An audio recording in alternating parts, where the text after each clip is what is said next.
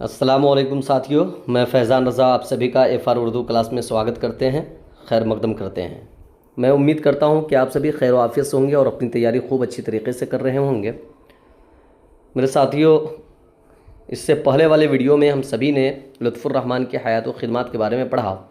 آج انہوں نے جو ڈرامہ نگاری کے اوپر جو مضمون لکھا ہے، ڈرامہ نگاری ہوتا کیا ہے، اور آغا حشر جو ایک بہترین ڈرامہ نگار گزرے ہیں، ان کی حالات زندگی کے اوپر روشنی ڈالتے ہوئے ڈرامہ نگاری کی حقیقت کو بیان کیا ہے۔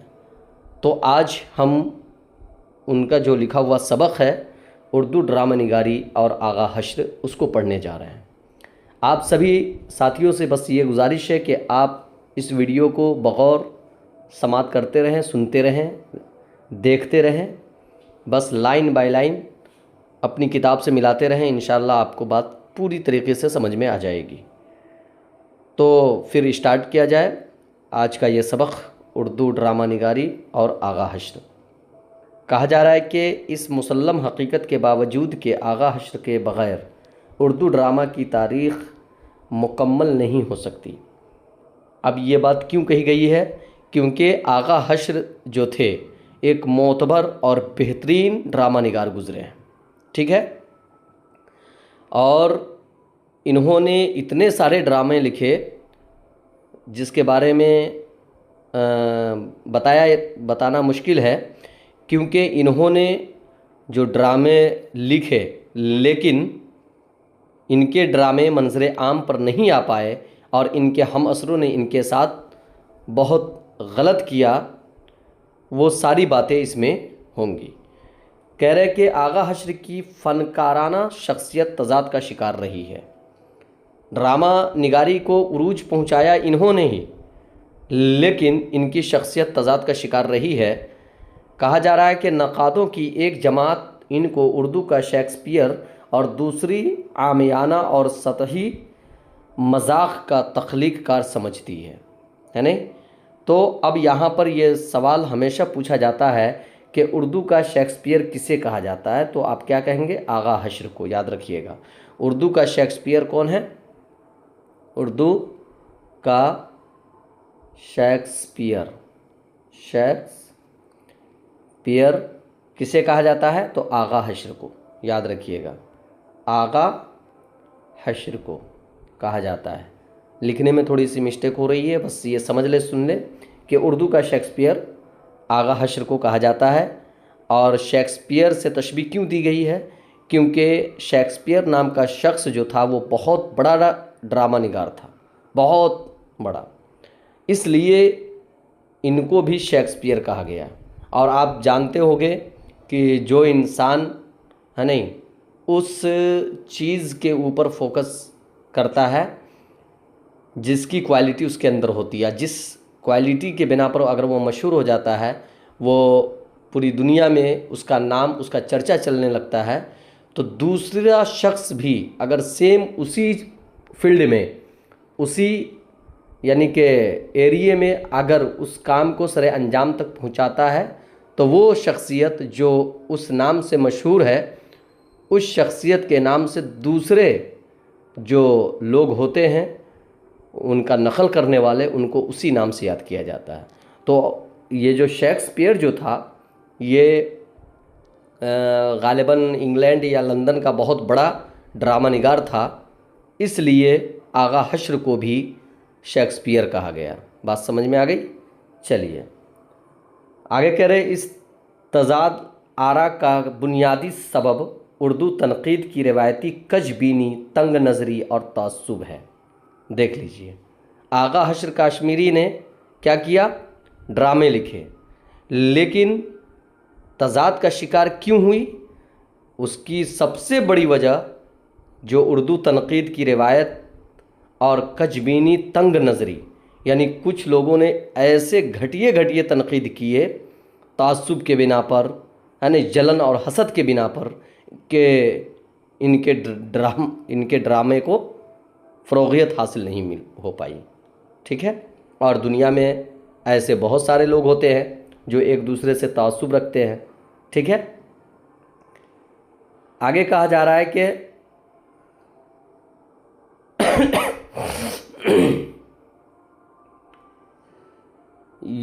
تعصب ہے یہ ایک معروضی سچائی ہے کہ آغا حشر کے نقادوں نے ان کے ساتھ انصاف نہیں کیا ہے. احتشام حسین لکھتے ہیں.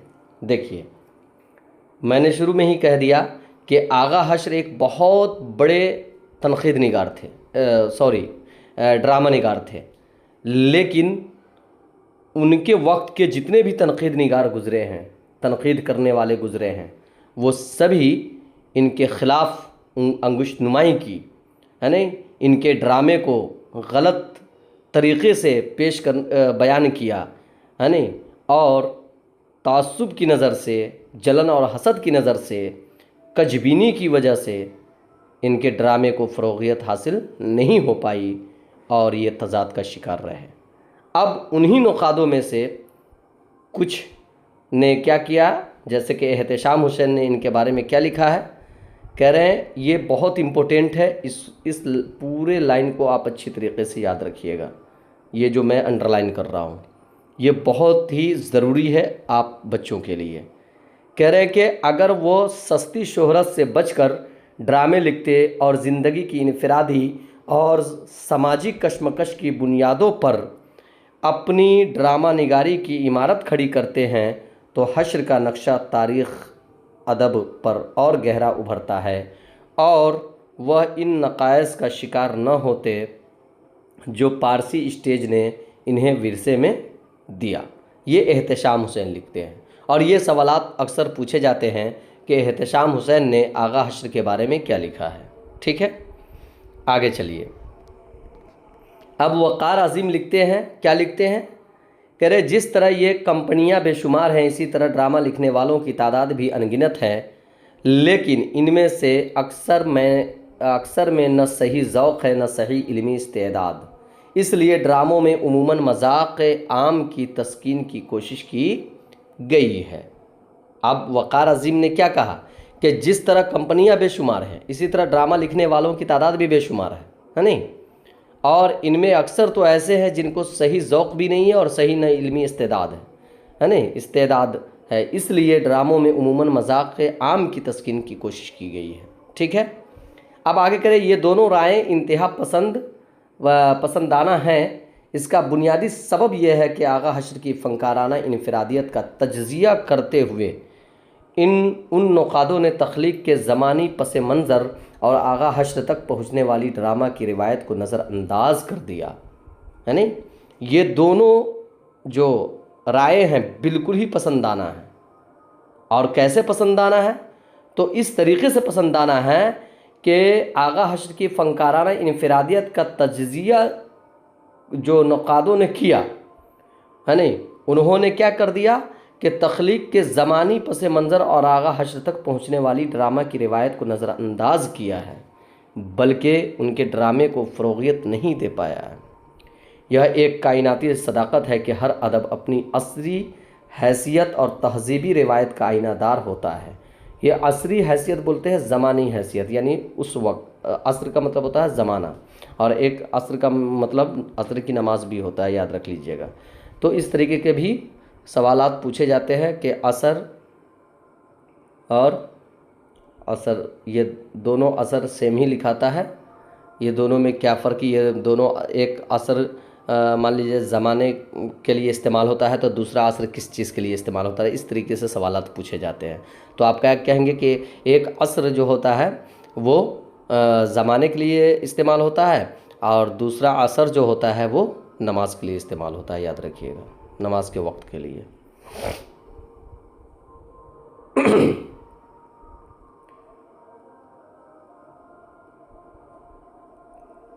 کہہ رہے کہ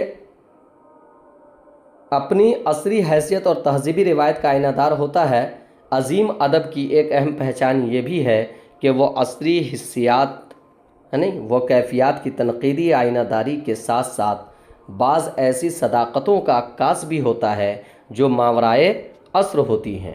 یعنی ایسے ادب میں عصریت ابدیت سے ہم آہنگ ہو جاتی ہے یہ سچ ہے کہ تخلیق کار زمانی و مکانی منظر و پس منظر سنگ بنیاد کی حیثیت رکھتا ہے، اس لیے کسی بھی فنی تجربے کی عصری و ابدی قدروں کا عرفان و شعور اس کی عصری حسیات اور تہذیبی اقدار کی بنیاد پر ہی ممکن ہے۔ سنگ بنیاد کی اہمیت و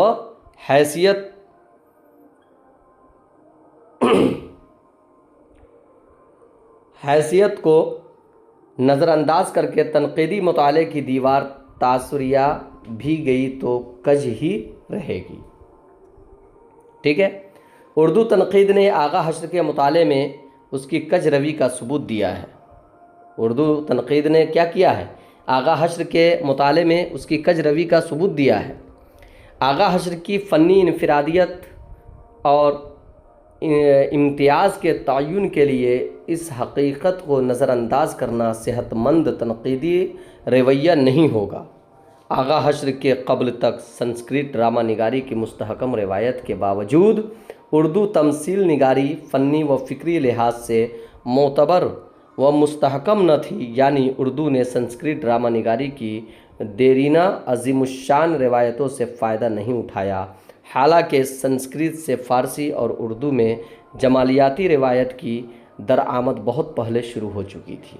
یہاں پر مصنف کیا کہہ رہے ہیں کہ آغا حشر کی فنی انفرادیت و امتیاز کے تعین کے لیے اس حقیقت کو نظر انداز کرنا صحت مند تنقیدی رویہ نہیں ہوگا، یعنی کہ تنقید نگار جو تھے، جو آغا حشر کے اوپر ان کے ڈرامے کے اوپر جو تنقیدی رویہ اختیار کیا، وہ صحیح طریقے سے رویہ اختیار نہیں کیا اور ان کے کج روی کو دیکھا اور اس میں کمیاں نکالی، جبکہ ایسا نہیں ہونا چاہیے، کیونکہ ایک وقت تھا کہ سنسکرت ڈرامہ نگاری کی مستحکم روایت کے باوجود، یعنی پہلے سنسکرتی ڈرامہ نگاری کی روایت تھی، اب اس میں انہوں نے اردو ڈرامہ نگاری کو فروغ دیا، تو کیا غلطی انہوں نے کیا ہے؟ نہیں، وہی وہ کہنا چاہ رہے ہیں۔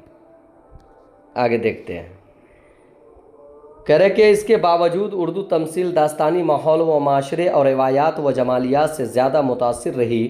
لکھنؤ کے شاہی اسٹیج اور عوامی اسٹیج کا غالب رجحان یہی تھا۔ اس وقت کے اردو ڈراموں میں بالعموم پرستان کی فضا، پرستان بولتے ہیں پریوں کے جہاں کو، پریوں کی دنیا کو پرستان بولا جاتا ہے۔ کہہ رہے کہ بالعموم پرستان کی فضا اور پریوں اور شہزادیوں کی پرستان کی فضا اور پریوں اور شہزادیوں کی تخیلی اور غیر عرضی کہانیاں پیش کی جاتی تھی۔ مکالموں میں پرتکلف مقفع اور مسجع زبان کا التزام کیا جاتا تھا۔ مکالمے کے درمیان گیت اور غزل کی کثرت ہوتی تھی۔ ڈرامہ کا بنیادی مقصد عوامی ذوق کی تسکین اور حصول زر تھا۔ ڈرامہ نگاری کی حد تک تفنن طبع کو حاصل فن سمجھا جاتا تھا۔ یہ مصنف کا کہنا ہوا۔ فن کے جمالیاتی تقاضوں کی تکمیل کا بنیادی مقصد بے خبری کا شکار تھا، جیسا کہ فی زمانہ فلموں کا حال ہے۔ بنیادی مقصد سستی فلموں کے ذریعے عوام الناس کے ذوق کی تکمیل اور تجارت اور منافع کا حصول ہے۔ اب آپ سے یہ کوشچن پوچھا جا سکتا ہے کہ ڈراموں کا بنیادی مقصد کیا ہے؟ تو یہ جو میں نے اس لائن کو جو انڈر لائن کیا ہے، اس کو آپ نوٹ کریں گے کہ ڈراموں کا اصل اور بنیادی مقصد یہ ہے کہ سستی فلموں کے ذریعے عوام الناس کے ذوق کی تکمیل اور تجارت اور منافع کا حصول ہے۔ ٹھیک ہے، آگے کہہ رہے کہ اس مقصد کے لیے ہندوستان کی دیرینہ تہذیبی اور ثقافتی قدروں کو فیشن پرستی، ادبیت پسندی اور جدت پسندی کے نام پر قربان کیا جا رہا ہے، جس کی انتہا کسی بھی عام فلم میں دیکھی جا سکتی ہے۔ دلچسپ بات یہ ہے کہ ان فلموں کو حقیقی زندگی سے دور کا بھی رابطہ و واسطہ نہیں ہے، مگر حصول زر کے لیے ایسی فلمیں بنائے فارمولوں کے تحت تیزی کے ساتھ ڈھل رہی ہے۔ آغا حشر کے زمانے میں بھی ڈرامہ کمپنیوں کا مقصد حصول زر اور تجارت تھا۔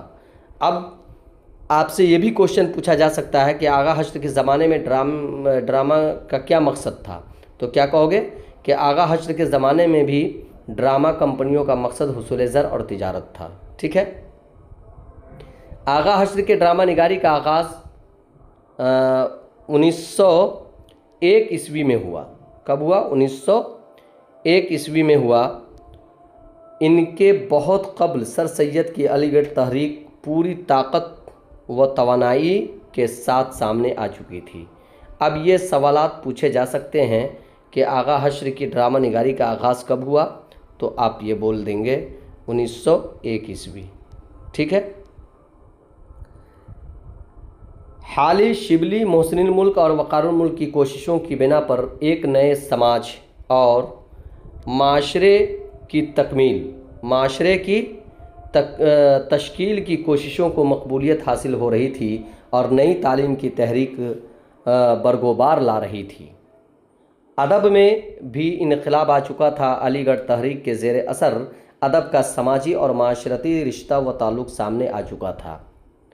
ادب کے سماجی کردار کا احساس عام ہو رہا تھا۔ ایسی تخلیقات سامنے آ رہی تھی جو سماج اور معاشرے کی نئی روایتوں کی تشکیل و تعمیر کر رہی تھی، یعنی جدید ادب و شاعری کی بوتیقہ زیر تحریر تھی۔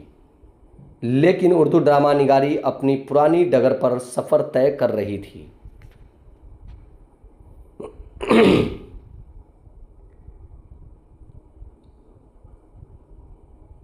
یہ درست ہے کہ آغا حشر کے قبل طالب بنارسی، بیتاب دہلوی اور احسن لکھنوی نے ڈراموں میں کچھ تبدیلیاں کی تھی، لیکن یہ تبدیلیاں بھی عوامی پسند اور ناپسند کو ملحوظ رکھ کر کی گئی تھی۔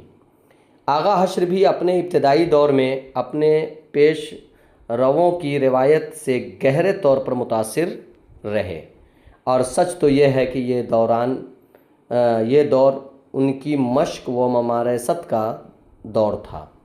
یہ جو دور تھا ان کی مشق و ممارست کا دور تھا۔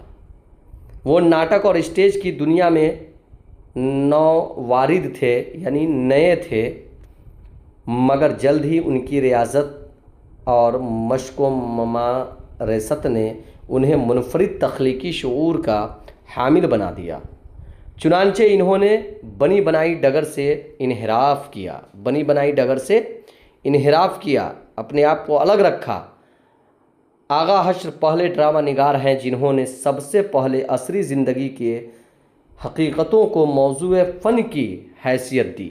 اب یہ بھی ایک لائن جو امپورٹنٹ لائن ہے، اس کو یاد رکھ سکتے ہیں کہ آغا حشر نے اپنے ڈراموں میں کس فن کو عروج دیا۔ تو آپ کیا کہو گے کہ آغا حشر پہلے ڈرامہ نگار ہیں جنہوں نے سب سے پہلے عصری زندگی کی حقیقتوں کو موضوع فن کی حیثیت دی۔ ٹھیک، آگے کہہ رہے ہیں کہ اپنے ڈراموں میں سماجی اور معاشرتی مسائل کو جگہ دی۔ جدید اردو ادب و شاعری میں جو اولیت حسین آزاد، حالی اور شبلی کو ہے، وہی اولیت اردو ڈرامہ نگاری میں آغا حشر کو ہے۔ یعنی کہہ رہے ہیں کہ جس طریقے سے اب مصنف نے آغا حشر کو کس سے یہاں پر یعنی کہ تشبیہ دے رہے ہیں، کس کے برابر سمجھ رہے ہیں، کن کے مانند سمجھ رہے ہیں، تو جدید اردو ادب و شاعری میں جو اولیت محمد حسین آزاد کو ہے اور حالی اور شبلی کو ہے، وہی اولیت اردو ڈرامہ نگاری میں آغا حشر کو ہے۔ ٹھیک ہے،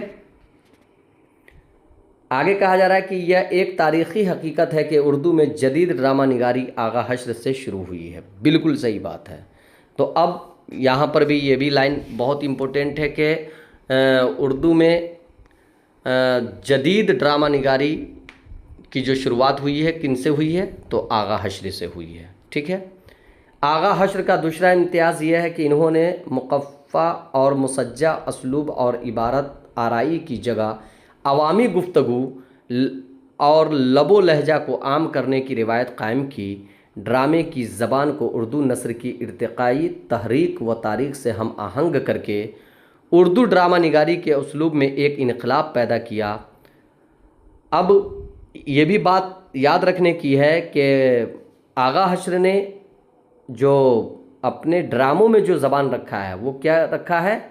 عوامی گفتگو اور لب و لہجہ کو جگہ دیا ہے، ٹھیک ہے نا؟ اور ڈرامے کی زبان کو اردو نثر کی ارتقائی تحریک و تاریخ سے ہم آہنگ کیا ہے، ٹھیک ہے؟ غزلوں اور گیتوں کے حد سے زیادہ استعمال میں اعتدال و توازن پیدا کیا ہے نہیں، اور غزل اور گیت جو استعمال ہوتے تھے پہلے ڈراموں میں، اس سے اعتدال کیا اور توازن برقرار رکھا۔ اتنا سب کچھ کرتے ہوئے بھی ان کے ہم عصر تنقید نگاروں نے ان کے ساتھ اچھا نہیں کیا۔ بات سمجھ میں آ رہی ہے؟ چلیے، اردو ڈرامے کی زبان کو عصری نثری اسلوب سے ہم آہنگ کرنے کی کوشش کی۔ آغا حشر کا یہ اقدام اپنے سے قبل ڈرامہ نگاری کی روایت سے بغاوت کے مترادف تھے، ہے نہیں؟ یعنی پہلے جو ڈرامہ نگار تھے وہ دوسرے یعنی بنی بنائی ڈرامہ نگاری کی طرف زیادہ توجہ دیتے تھے، لیکن انہوں نے بنی بنائی ڈرامہ نگاری پر زیادہ توجہ نہیں دیا، بلکہ ایک نیا پن لایا۔ پھر بھی ان کے ہم عصر تنقید نگاروں نے ان کے ڈرامے کو قبول نہیں کیا اور تعصب کے بنا پر، جلن اور حسد کے بنا پر ان کے ڈرامے کو وہیں دھر دبایا۔ آگے کہا جا رہا ہے کہ آغا حشر کے ڈراموں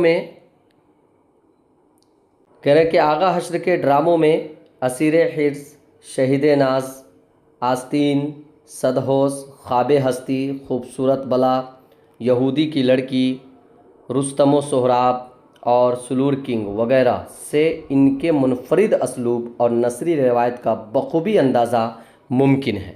یہ سبھی ان کے ڈراموں کے نام ہیں۔ خاص طور پر سلور کنگ اور رستم و سہراب میں آغا حشر کی مذکورہ بالا خصوصیتیں زیادہ روشن ہے۔ ان ڈراموں میں عصری زندگی کی آثار و کوائف کی بھرپور آئینہ داری ہوئی ہے۔ زبان و اسلوب میں بھی جدت و ندرت موجود ہے۔ آغا حشر اردو ڈرامہ نگاری کی تاریخ میں صف اول کے فنکار ہیں۔ ان کے بعد اسٹیج ڈراموں کا فن تقریباً پسے پشت پڑ گیا اور ادبی ڈراموں کا آغاز ہوا۔ پھر فلم کی ایجاد و مقبولیت نے اردو ڈرامہ نگاری کی روایت پر بے حد منفی اثرات ڈالے، لیکن عصر حاضر میں بعض اہم ڈرامہ نگار سامنے آئے ہیں۔ اسٹیج ڈرامہ نگاری کی روایت کو مقبول عام بنانے اور استحکام بخشنے والوں میں آغا حشر صف اول کے فنکار ہیں۔ اب یہ بھی ایک لائن جو ہے یہ بہت امپورٹنٹ لائن ہے۔ آپ سے اگر یہ کوشچن پوچھا جائے کہ اسٹیجی ڈرامہ نگاری کی روایت کو مقبول عام بنانے اور استحکام بخشنے والوں میں سب سے صف اول فنکار کون ہیں، تو آغا حشر ہوں گے، ٹھیک ہے؟ اردو ڈرامہ کو موضوع فن اور اسلوب کی صحت پر انہوں نے ترفع سے ہم کنار کیا اور عصری زندگی اور معاشرتی تقاضوں اور عوامی شعور کی بیداری اور آزادی و انقلاب کی تحریک کو فعال اور دو آتشہ بنانے میں لازوال حصہ لیا۔ وہ اردو ڈرامے کے شیکسپیئر ہیں کہ نہیں، اسے قطع نظر پریم چند اور اقبال سے کسی بھی طرح ان کا تخلیقی مرتبہ کم نہیں ہے۔ اب لاسٹ میں یہ کہہ دیا کہ اردو کے شیکسپیئر ہے یا نہیں، یہ تو بات کی بات ہے، لیکن پریم چند اور اقبال سے بھی کم یہ تخلیقی مرتبہ نہیں رکھتے۔ ان کا تخلیقی مرتبہ اقبال اور پریم چند سے بھی کم نہیں ہے۔ تو میں امید کرتا ہوں کہ آپ سبھی کو آج کا یہ ویڈیو پسند آئی ہوگی۔ آپ سبھی کو بس میرے ساتھ بنے رہیں اور اس ویڈیو کو بغور سنیں تاکہ آپ کو بات سمجھ میں آئے۔ اجازت دیجیے پھر نیکسٹ ویڈیو کے لیے۔ خدا حافظ، فی امان اللہ۔